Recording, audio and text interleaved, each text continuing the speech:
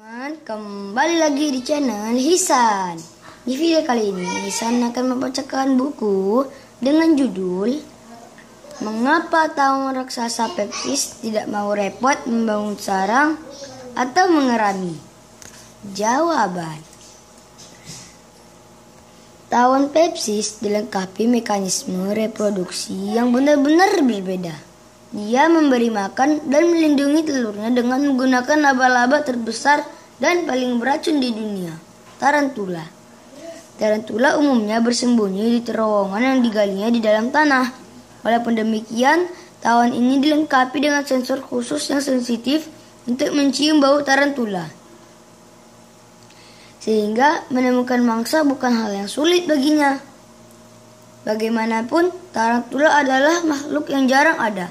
Oleh karena itu, terkadang tawon harus berjalan berjam-jam di tanah untuk menemukan satu tarantula saja.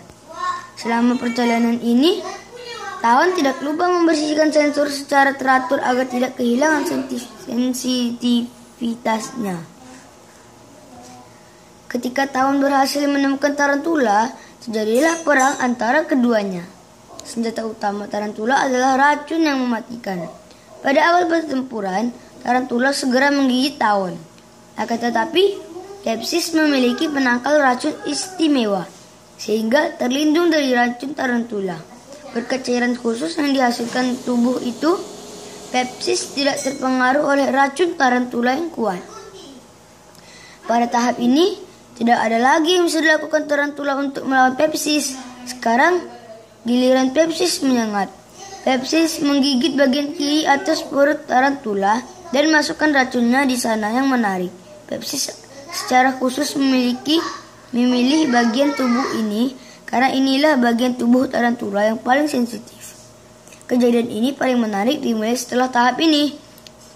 Racun Pepsis yang dimasukkan ke dalam tubuh tarantula bukan untuk membunuh,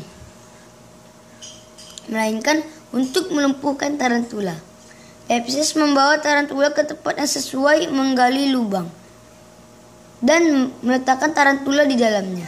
Kemudian, Pepsis melubangi perut tarantula dan bertelur di dalamnya sebutir. Telur Pepsis menetas beberapa hari kemudian. Anak Pepsis memakan daging tarantula dan berlindung dalam tubuhnya sehingga masa kepompong tiba. Pada masa itu, anak Pepsis mengalami metamorfosis. Pepsis harus menemukan tarantula untuk setiap telur dari 20 butir yang ditelurkannya selama masa reproduksi. Mengapa dan bagaimana awalnya burung bermigrasi serta apa yang membuat mereka memutuskan untuk bermigrasi? Jawaban. Sebagian ilmuwan berpendapat bahwa migrasi disebabkan perubahan musim, sementara yang lain dipercaya bahwa burung bermigrasi untuk mencari makan. Yang perlu diperhatikan adalah bagaimana burung-burung ini tanpa perlindungan, perlengkapan teknis atau pengaman, kecuali tubuh mereka sendiri, dapat melakukan penerbangan yang sangat jauh. Migrasi membutuhkan keahlian khusus seperti penentuan arah, cadangan makanan, dan kemampuan untuk terbang dalam jangka waktu yang lama. Hewan yang tidak memiliki ciri-ciri di atas tidak mungkin dapat berubah menjadi hewan migran atau hewan yang melakukan migrasi. Mengapa burung terus terbang walaupun udara dalam keadaan yang tidak baik? Jawaban. Teknik terbang lain yang biasa dilakukan sekelompok burung adalah informasi. Pada teknik ini, burung yang besar dan kuat berada paling depan sebagai perisai melawan arus udara dan membuka jalan bagi burung lain yang lebih lemah. Rich Hamel, seorang insinyur penerbangan, telah membuktikan bahwa dengan pengaturan seperti ini, secara umum kelompok tersebut dapat menghemat energi hingga 23%. Bagaimanakah burung dapat menentukan arah tanpa bantuan peta, kompas, atau penunjuk arah lain selama penerbangan yang panjang menempuh ribuan kilometer? Jawaban. Teori pertama yang dikemukakan berkenaan dengan pertanyaan tersebut adalah bahwa burung menghafal karakteristik daratan di bawah mereka, sehingga dapat menemukan daerah tujuan tanpa kebingungan. Akan tetapi, berbagai penelitian telah membuktikan bahwa teori ini tidak benar. Dalam sebuah percobaan yang menggunakan burung dara, digunakan lensa buram untuk mengaburkan penglihatan burung dara. Dengan begitu, mereka tidak dapat menggunakan tanda-tanda daratan di bawahnya sebagai penunjuk.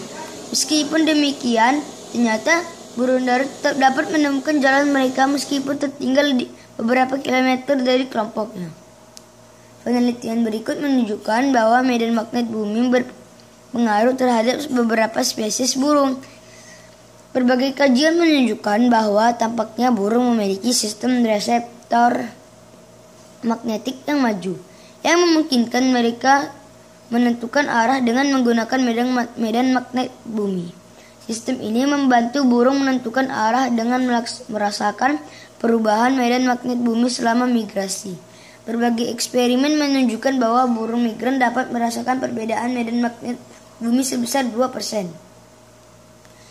Sebagian orang berpikir bahwa mereka dapat menjelaskan hal tersebut dengan mengatakan bahwa burung memiliki semacam kompas di dalam tubuhnya. Oke teman-teman, sebelum kalian meninggalkan channel ini, jangan lupa like, share, dan subscribe ya.